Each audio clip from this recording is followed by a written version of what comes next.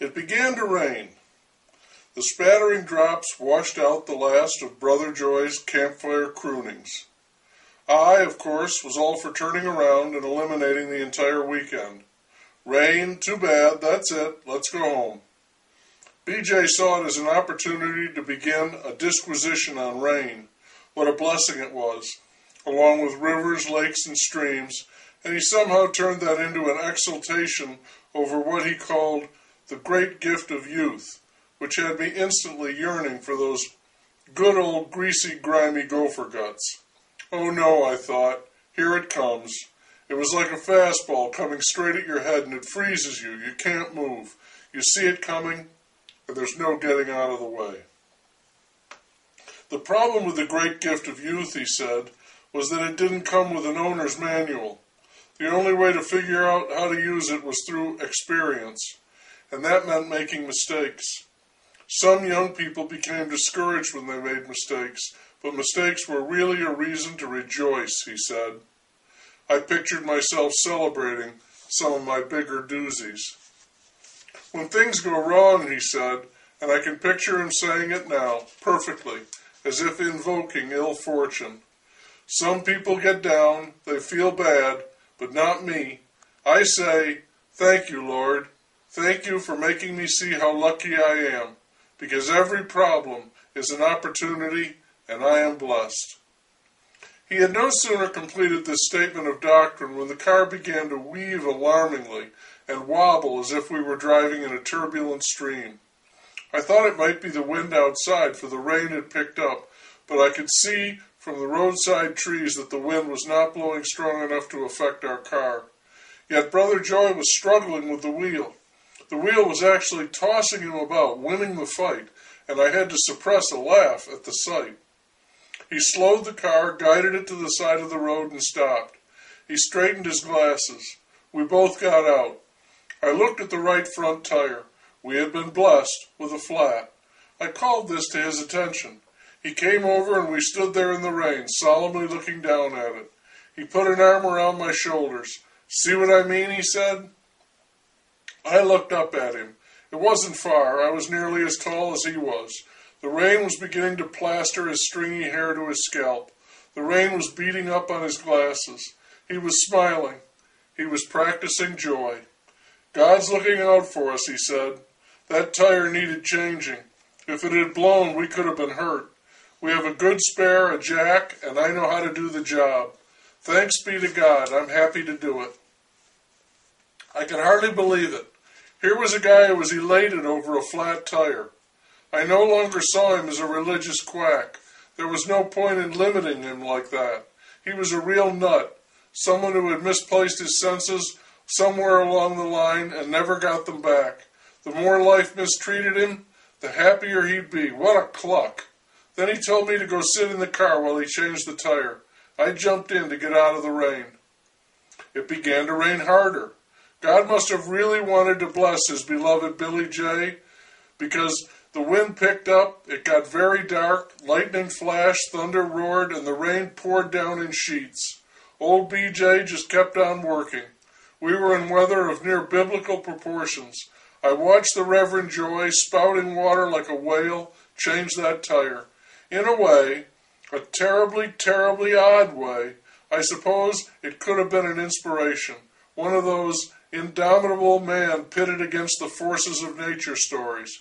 The trouble with that was the casting. Brother Joy did not belong in the indomitable man role.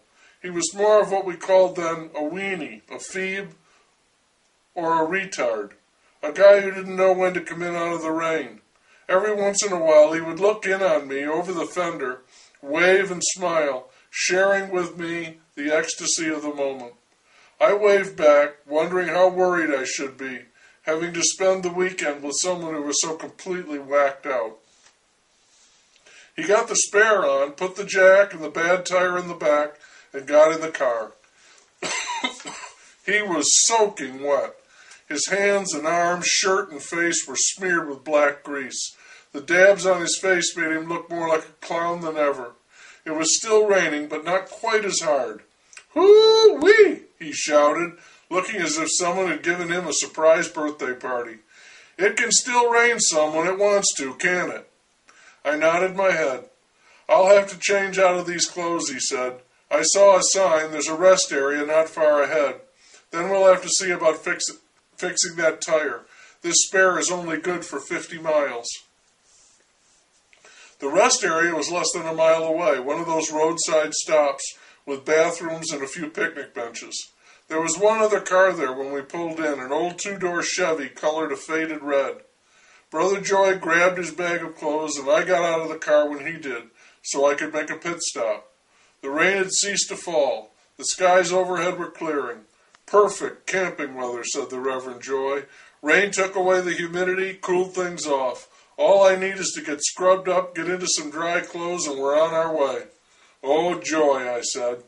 I muttered it sarcastically, but he grinned and put that arm around my shoulders again and said, Good for you. When we walked into the bathroom, there were two men in there.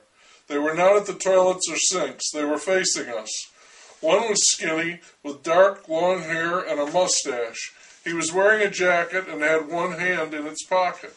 The other sleeve of his jacket looked empty, as if he had only the one arm.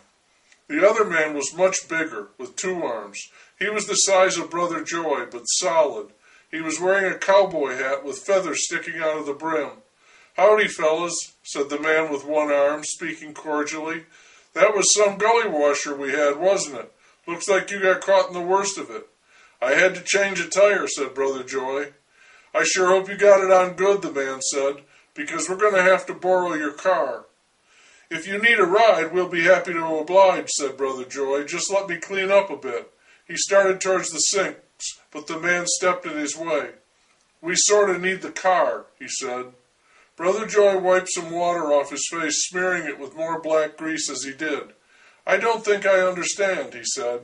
You don't have to, said the man with a grin. You just do what you're told and you won't be hurt. He pulled his hand out of the jacket pocket. He was holding a gun. We mean you no harm, said the Reverend Joy. The skinny man laughed and looked over at his big friend. Well now, Dickie, he said, that's good to hear, ain't it? The other one, Dickie, in the cowboy hat, laughed back. Sure takes a load off in my mind, he said.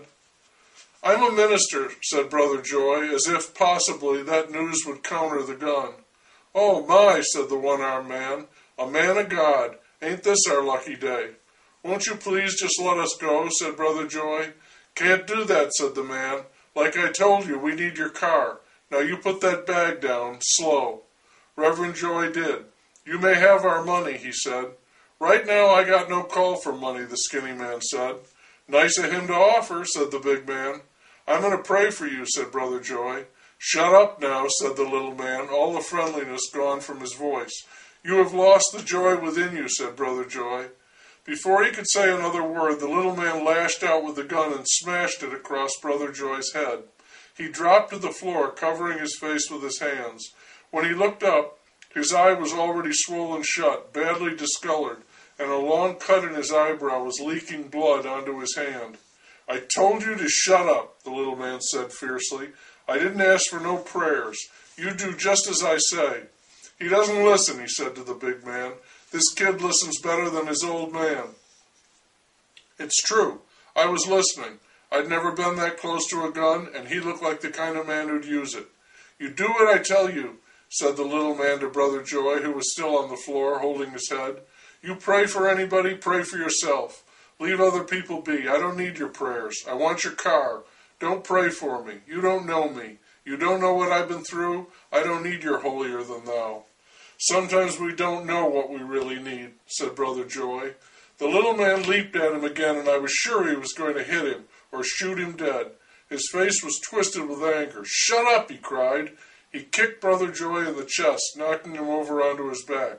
Shut up. I ought to shoot you now, do you a favor, and send you to heaven. How about it, man of God? You ready to meet your Maker? He had the gun out again, pointed directly at Brother Joy's head. Cal, said the big man. Yeah, the little man said. I don't need no fucking minister man telling me what to do. Let's get going, the big man said. The little man moved back from Brother Joy. Yeah, okay, he said. He gestured with the gun. Take off your socks and shoes, both of you. Let's go. We did. Now your pants. Let's hurry this along, the big man in the cowboy hat said. I noticed that he had a toothpick in his mouth. We took off our pants. I had a hard time with my belt buckle because my hands were shaking so. Dickie picked up our pants, socks, and shoes. He found Brother Joy's keys in the pockets of his pants and showed them to the man with a gun. Here's the keys to our car, he said, pitching them in a sink. We'll trade you. We ain't stealing, the little man said. It's a swap. Dickie laughed, his voice booming in the bathroom. His glasses, the little man said to his partner, pointing at them on the floor with the barrel of his gun. He'd knocked them off when he'd hit Brother Joy. Dickie stepped over to him and crushed them with his foot, snapping the frame. He grabbed Brother Joy's bag and left the room. The skinny man said, You stay in here till we're gone. If I see you stick your head out, I'll blow it off. Understand? Good luck, said Brother Joy. The man grinned, said, Asshole, and he left.